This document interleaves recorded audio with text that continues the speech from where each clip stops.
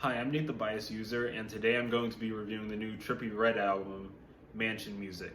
I honestly haven't enjoyed a Trippie Redd album since 2018, but I always seem to look forward to his future. Maybe because there's always a song or two I enjoyed in the overall mess, or maybe he's always willing to change things up. And I can't say this new Trippie Redd album has a full similarity to its 2021 predecessor, which is good because this will always keep me interested in Trippie Redd, whether I like his music or not. But I'll just rip the band-aid off right now and say, I did not like this album. The album start and title track was intense, with a loud bass and hard-hitting drums, but there isn't much flavor outside of that, and it gets more dry on Atlantis. But if you can value the loose hitting bass, go for it. Psycho wasn't bad, but the beat was too similar to the Playboy Cardi cut Stop Breathing. But on the good side, I was appreciating Trippie Redd's aggressive performance in the background vocals complimenting himself. There was also a great song right around the corner, Nightcrawler featuring Juice WRLD, where he gets low and high in tone, but is great either way. And the beat is so plugged in when the bass hits. There's another high point in the record, but before that we get the fast spitting, but not in sync Babytron type of rap cut, Free Rio, that feels more unique on Trippie Redd's vocals than the instrumental. But it gets followed by Crazy Train, where the chemistry between the full of life vocals from Trippie and dramatic guitar made a fun listen.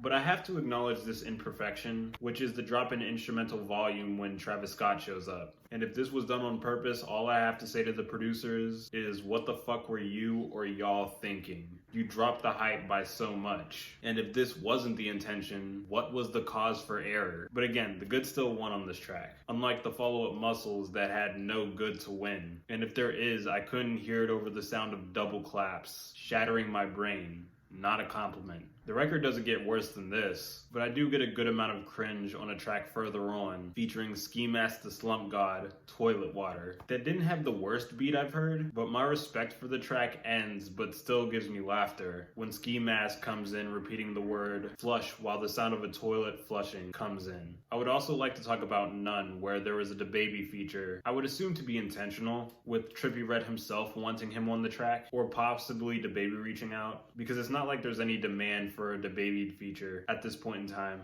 But no matter the intentions, he still had me mixed with this track, where I'm either thrilled when he gets aggressive, or I don't feel anything when he does what he usually does. I'm picking individual tracks, but there's so much more I could bring up but won't, because I can't let this record's near hour-and-a-half long length get to me. Just forgettable tracks, forgettable features, but I guess there's something to Mansion Music and all other Trippie Redd records that'll make me come back to him when he drops again. And I guess if he continues to do that, he'll remain relevant no matter the quality. I'm gonna give this album a 3.8.